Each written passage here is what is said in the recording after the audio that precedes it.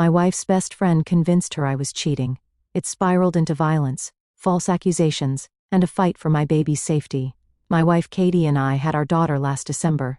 The birth was really traumatic for both of us, but especially for her. She ended up with postpartum depression and has been in therapy since. We agreed that she'd stay home full-time after everything that happened, so I've been the one bringing in the money. That's been our plan from the start. She'd focus on getting better and taking care of our baby while I worked to cover the bills. Everything was fine for the first few months. She had her therapy sessions, I did my job, and yeah, it was hard. But we were managing. But then, about a couple of months ago, my boss came to me with this project. It was one of those big opportunity things, you know, a lot of overtime.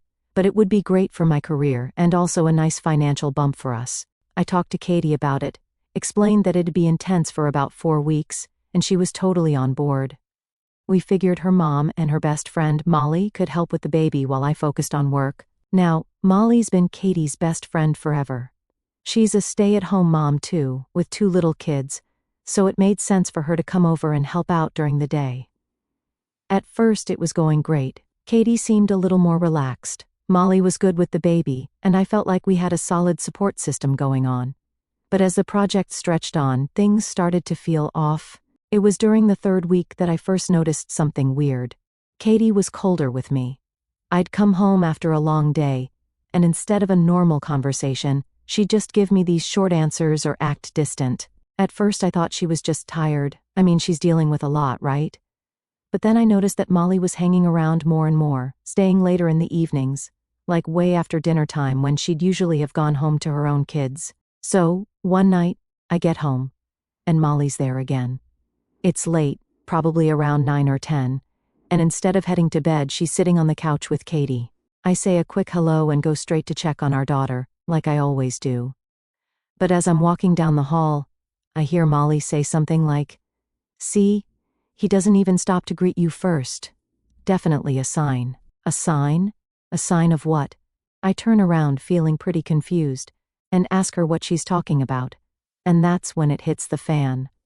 Molly straight up accuses me of having an affair. She says I'm being distant, not paying attention to Katie, and that the long hours at work are just a cover-up. I was so blindsided by it, I didn't even know what to say at first. Then she goes on, saying that I must hate Katie now because she has postpartum depression and gained weight from the pregnancy, and that's why I'm supposedly cheating. I just stood there, stunned, like, how did we get here?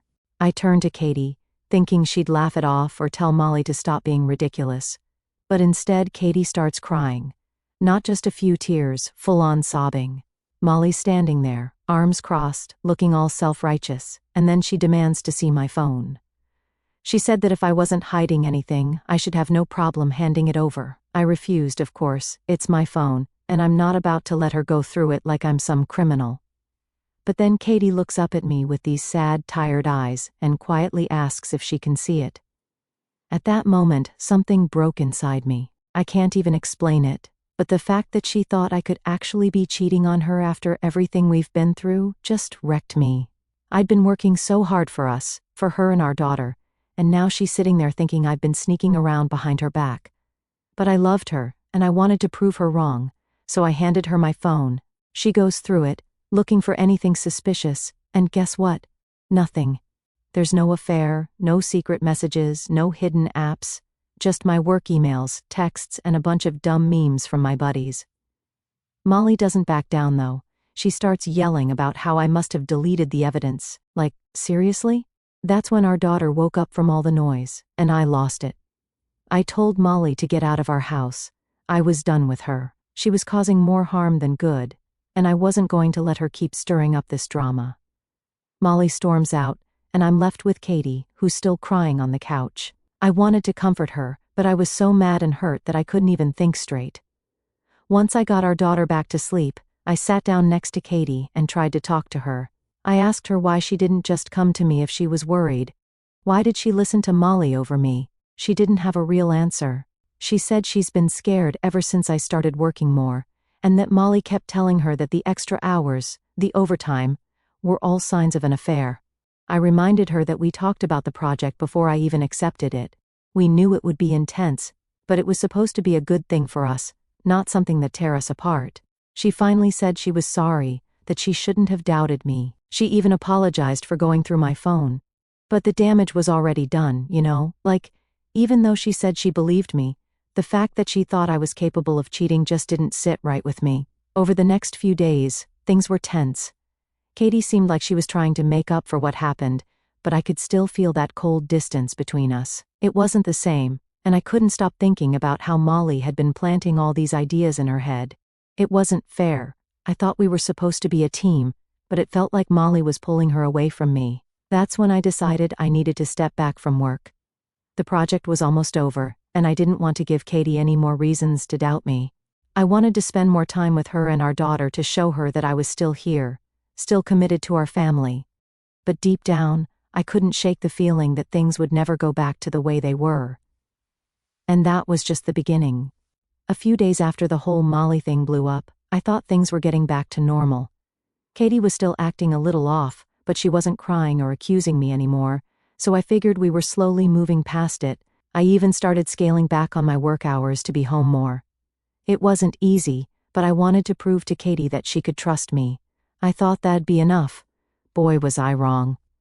One day, I get home from work, and the house looks like it's been hit by a tornado. Papers everywhere, drawers pulled out, cushions tossed around. It's like someone ransacked the place. The first thing that hit me was panic, thinking we'd been robbed or something. I shout out for Katie, but there's no answer. Then I hear our daughter crying from her room. When I walk in, she's in her crib, crying her little heart out, and no Katie, no note, nothing. Just a wrecked house and my baby girl totally alone. My mind's racing at this point. I call Katie's phone, but it goes straight to voicemail. I'm trying not to freak out, but I'm freaking out. Did something happen to her? Did she get hurt, or I don't even know what to think. I start calling around. Her parents, her friends, anyone who might know where she is. No one's seen her. Now I'm really worried, so I call my mom, asking if she can come over and watch our daughter while I try to figure out what the hell is going on. Before my mom can even get to the house, Katie walks in, with Molly driving her. I see the car pull up through the window, and I instantly feel a mix of relief and anger. Molly doesn't come in, which I'm honestly thankful for. But Katie walks through the door, eyes red, clearly upset, but not saying a word. I'm standing there in the middle of this wrecked house, holding our crying daughter, and all I can say is, "What the hell happened? Where were you?" And instead of explaining anything, Katie starts yelling. Not like the sad, emotional kind of yelling, but angry, almost like I did something wrong. She's accusing me of cheating again. She says the therapy I told her I was going to start is just a cover-up so I can sneak around and meet my mistress. At this point, I'm just in shock, like, how are we back to this? We just went through this whole thing a few days ago, and now here we are again. I try to stay calm. I try to explain that I'm going to therapy because I need help dealing with all the stress and everything that's been going on, not because I'm hiding anything. But she doesn't care. She's convinced that everything I say is a lie, and then she does something I never thought she'd do. She hits me, right in the face. It wasn't a slap either, it was a punch. My nose starts bleeding instantly, and I can't even process what just happened. She kind of freezes too, like she didn't expect to do that. Her face goes blank, and she just sits down on the couch, staring at the wall, completely zoning out. No apology, no reaction, nothing. I'm standing there with a busted nose, holding our crying daughter, trying to wrap my head around what just happened. I didn't know what to do. All I knew was that I had to get out of there, not just for me, but for our daughter's safety. I wasn't going to take any chances after she laid hands on me. If she could do that to me, what if it happened again, but worse? So, I call my mom back, telling her to come over ASAP, and while I'm waiting, I pack a bag for our daughter. Katie's still just sitting there, not moving, not saying anything. She's completely checked out. It's like the woman I married is gone, and I'm looking at a stranger. When my mom finally gets there, I explain the situation in the quickest way possible. She's shocked, of course, but she doesn't ask too many questions. We leave Katie on the couch, and I take our daughter to my parents' house. The whole drive over, I'm trying to process everything, like, how did we go from a happy family to this mess? I know Katie's dealing with a lot mentally, but I never thought things would get this bad. I'm scared for her, but I'm also scared for myself and our daughter. I can't let this keep happening, but I also don't want to just abandon her. She's sick, I know that. But where do I draw the line between helping her and protecting myself? Once we're at my parents' place, I drop off my daughter with my dad and head straight to urgent care. My nose was throbbing the whole time, and I had blood all over my shirt. The doctor said it wasn't broken, but that it was going to be sore for a while. They gave me some pain meds and sent me home. By the time I got back to my parents' house, it was late, and my daughter was already asleep. I sat down with my mom, trying to explain everything that happened. But even as I said it out loud, it didn't feel real. My wife had hit me. My wife, the woman I love and had a child with, actually hit me, and now I had no idea what was going to happen next. The next morning, Katie's parents called me. They were obviously worried about her, and I told them what happened. I didn't mention the hitting part though, I couldn't bring myself to say it. But they knew something was seriously wrong, and they suggested inpatient treatment for her. It was the first time anyone had said something that made sense. We agreed to separate for now. Katie would stay with her parents, and I'd stay at mine with our daughter. I wasn't ready to go straight to divorce, but I couldn't go back to living with her. Not like this, not after what happened. I needed to protect myself and my daughter, and I couldn't trust Katie not to hurt me again. That night, lying in bed at my parents' house, I realized I needed to do more than just wait for things to get better. I needed to take action, make sure I was legally protected if things went south. I started documenting everything: the ransacked house, the accusations, the hitting. I didn't want to think about a custody battle, but at the same time, I couldn't ignore that it might be coming. My heart was broken. I love Katie, but this wasn't her anymore. This was something else, something dark and messed up that had taken over. And as much as I wanted to believe she'd get better, I had to face the reality that she might not. So I did the only thing I could do. I kept my distance, prayed for her to get help, and made sure my daughter and I were safe. Update 1. So, after that night, I moved in with my parents like I said. It wasn't easy. Every day I was thinking about what the hell had gone wrong in my marriage. Katie and I had always been close, and now it felt like I didn't know her anymore. I was trying to focus on my daughter, but it was hard with everything going on: the house, the accusations, the fact that she hit me. It was all just too much. A few days go by, and I haven't heard much from Katie. Her parents were doing their best to get her some help, but they were worried too. They didn't know how to handle this any more than I did. My mind was going back and forth, trying to figure out if there was a way to save my marriage. Maybe if Katie got the right treatment, she could come back from this. But the longer I thought about it, the more I realized that I needed to protect my daughter.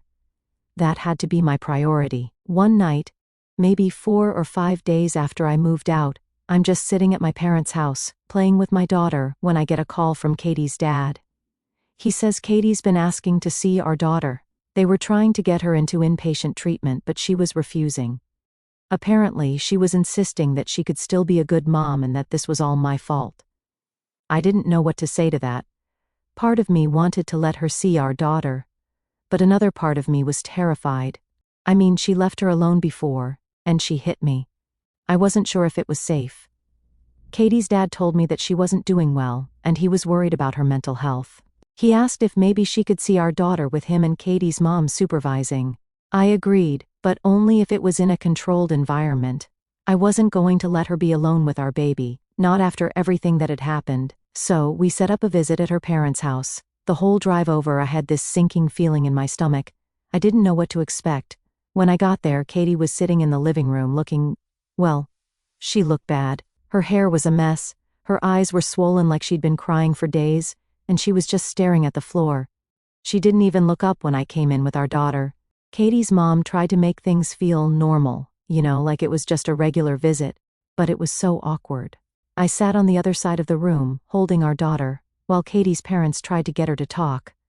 She didn't say much, just a few words here and there, mostly about how she missed our daughter and how this was all my fault. I could see her mom getting uncomfortable, but she didn't say anything. They were obviously walking on eggshells around Katie. The visit was only about an hour, but it felt like forever. I was relieved when it was over. Katie barely interacted with our daughter at all. She just kept staring at her and then back at me, like I was the enemy. I tried to talk to her, to ask if she was going to get help, but she just ignored me. Her dad finally stepped in and said it was time to wrap things up, and I was out of there as fast as I could. On the way back home, My phone buzzes. It's a text from Katie. She's angry again, accusing me of turning our daughter against her, saying I was keeping her away on purpose. I didn't even respond. I couldn't. There was no reasoning with her at this point. Every time I tried to explain myself, it just made things worse. Then, a couple of nights later, something crazy happens. It's late, probably around midnight, and I'm about to head to bed when I hear a knock at the door. My heart sinks because I've got a bad feeling about who it could be. I peek through the window, and sure enough, it's Katie, standing there looking frantic, with Molly by her side. I open the door just a crack and ask what's going on. Katie starts yelling, saying she wants to take our daughter, that she's her mother and has every right to have her back. I can barely get a word in before she's pushing at the door, trying to get inside. I stand my ground, telling her she can't just show up like this in the middle of the night and demand to take our daughter. Molly, of course, is egging her on, telling her that she should call the cops on me, that I'm keeping Katie from her child. At this point, I've had enough. I tell both of them that they need to leave before I call the police myself. Katie's still trying to push her way in, and Molly's standing there, throwing accusations at me like she's some kind of lawyer. Finally, my dad comes to the door. He's a calm guy, but when he saw what was happening, he stepped in and told them to leave. He was polite but firm, and that seemed to finally get through to them. Katie backs off, and Molly, for once, doesn't say anything. They leave, but not before Katie screams at me that this isn't over. After they left, I just stood there, trying to process what had just happened. I mean, who shows up in the middle of the night like that, demanding to take a baby? I knew right then and there that I needed to take more drastic steps. Katie wasn't in her right mind, and as much as I didn't want to escalate things, I had to protect my daughter. The next morning, I made some calls and started looking into getting a restraining order. I never thought my life would turn into this. Just a few months ago, Katie and I were a happy family. We had a beautiful baby girl, and now everything's falling apart. I don't know what's going to happen next, but I do know one thing. I have to keep my daughter safe, no matter what. Even if that means keeping her away from her own mother. Update 2. So, after that late-night showdown with Katie and Molly, I knew things were just getting worse. I started the process to get a restraining order. I didn't want to, but I felt like I didn't have a choice anymore. Katie's mental state wasn't stable, and I couldn't risk her showing up at my parents' house in the middle of the night again, demanding to take our daughter. A few days go by, and things are mostly quiet. I wasn't hearing much from Katie or her parents, and I was trying to keep it that way. I was focused on taking care of my daughter and just keeping some kind of normalcy in my life. Then, out of nowhere, I get a call from Katie's mom. She sounds panicked, which immediately puts me on edge. She says Katie's been getting worse, that she's refusing to eat, refusing to talk to anyone, and just sits in her room all day. I ask if she's been to the hospital yet, and her mom says they've tried, but Katie's refusing any kind of help. Now she's asking for our daughter again, saying that seeing her will fix everything. Hearing that made my stomach drop. I told her mom straight up that I couldn't let Katie see our daughter right now. Not in the state she was in. Her mom understood, but she was clearly desperate. She started crying on the phone, telling me she didn't know what else to do. I felt awful, but I had to stick to my guns. Our daughter's safety was my #1 priority. Not long after that, I get a knock on my door. I wasn't expecting anyone, so I peeked through the window, and it's Molly. Yep, her again.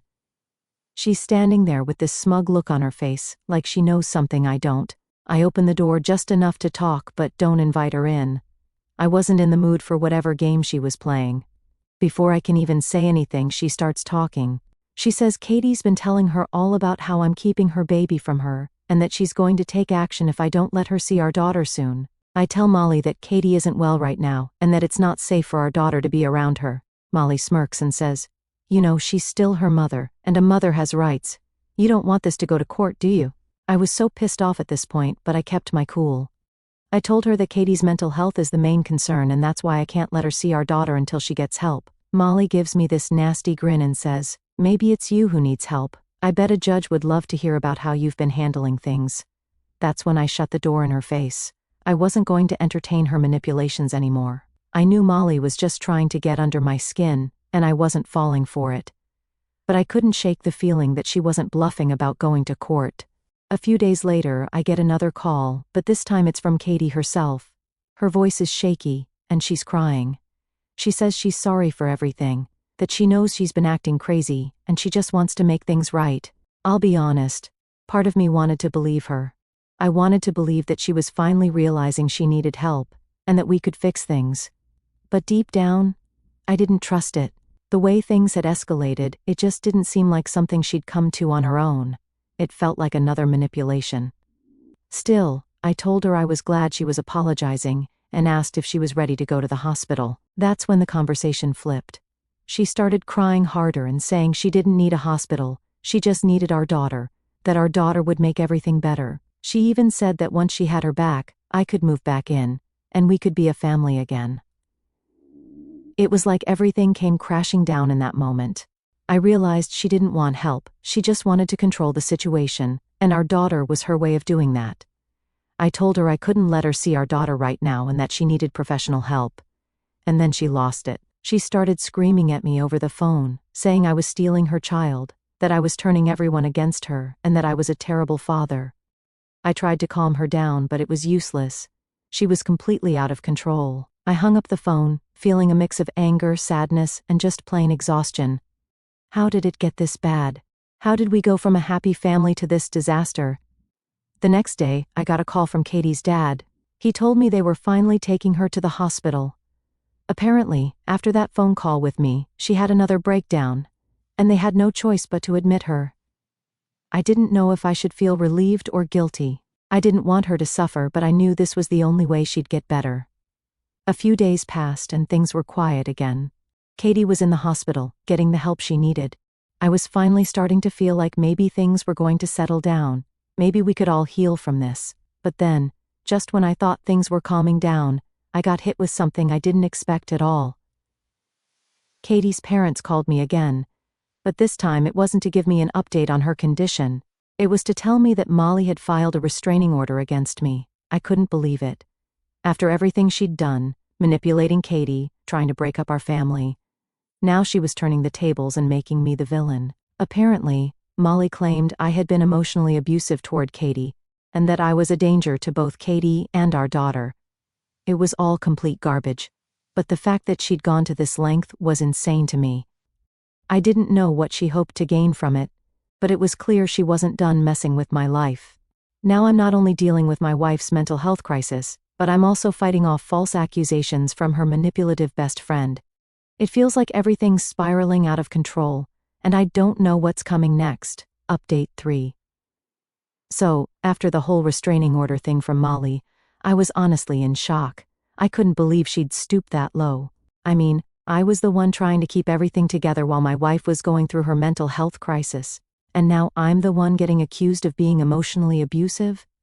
It was like something out of a nightmare, and I was living it. I knew the restraining order was bogus, but the fact that she even filed it threw me off completely.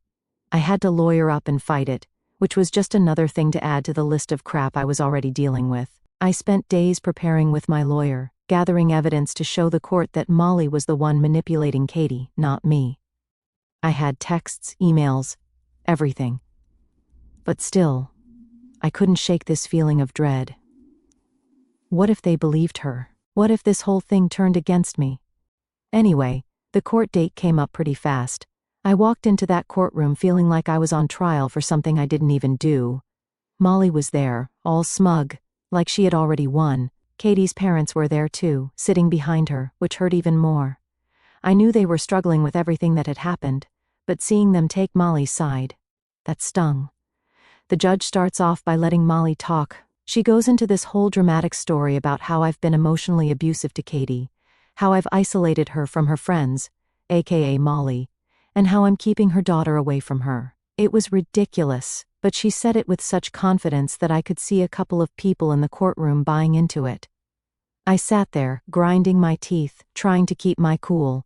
Then it was my turn. My lawyer went through everything, the texts, the emails, the timeline of events. We showed how Molly had been interfering in my marriage, how she'd convinced Katie I was cheating, how she'd escalated things to the point where Katie had a mental breakdown. I even had witnesses, people who knew Molly and knew how she operated, who could back up what I was saying. We laid it all out there, no stone unturned, and guess what? The judge saw right through Molly's lies. The restraining order was thrown out, and Molly was visibly pissed. She stormed out of the courtroom without even looking at me. Katie's parents, though, they just sat there, looking defeated. I don't think they knew what to believe anymore. But even with that little win, it didn't feel like a victory. Not really. I was still dealing with the fallout of everything. Katie was still in the hospital, and I hadn't heard much about how she was doing. Her parents stopped contacting me after the restraining order incident, and I was starting to feel completely cut off from that side of my life. All I had left was my daughter, and I was doing everything I could to keep her safe. A couple of weeks later, I got the call that changed everything. It was Katie's mom. She sounded different, not panicked like before, but more calm, and that scared me. She told me that Katie had been asking to see me, that she wanted to talk. I wasn't sure what to expect. Was she getting better? Did she want to apologize? I didn't know, but I agreed to go, more for closure than anything else. So, I show up at the hospital, nervous as hell. I hadn't seen Katie in weeks, and the last time we spoke, it didn't exactly go well. When I walked into her room, she looked better, still not herself, but definitely more put together than the last time I saw her. She didn't look at me right away. She was just staring out the window, like she was lost in thought. Finally, she turned to me and said, "I'm sorry, it caught me off guard." After everything that had happened, hearing her apologize was the last thing I expected. I didn't know what to say, so I just sat there, waiting for her to continue. She told me she didn't know what was real anymore, that Molly had filled her head with so many lies that she started to believe them, even when part of her knew they weren't true. She admitted that she felt ashamed of how she treated me, but that she still couldn't understand why I had taken our daughter away. That's when I had to explain everything again. As gently as I could, I told her that it wasn't about me trying to hurt her, but about protecting our daughter. I reminded her of the night she hit me, the night she left our daughter alone in the house. She started crying, saying she didn't remember half of it, that her mind was so foggy back then. It was hard to hear, but I could tell she was being honest.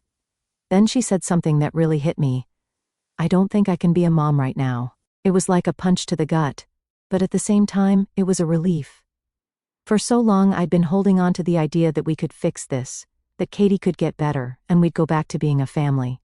But hearing her admit that, it made me realize how far gone things were. She wasn't in a place to be a mother, and I had to accept that. We talked for a while longer, mostly about our daughter and what was best for her. Katie said she wanted me to have full custody, at least for now. She needed time to get better, and she didn't want to risk putting our daughter through any more instability. It was the hardest conversation I've ever had, but it was also the most honest. When I left the hospital that day, I felt empty, but also like a weight had been lifted. I knew Katie wasn't out of the woods yet, but at least now there was some clarity. I wasn't living in this constant state of uncertainty anymore. I had a path forward, even if it wasn't the one I imagined when we first had our daughter. So, here I am now. I've got full custody of my daughter, and I'm trying to build a life for the two of us. Katie is still in treatment, and I visit her occasionally, but things aren't the same. I don't know if they ever will be, but at least I know I did everything I could. And now, it's about moving forward, one step at a time.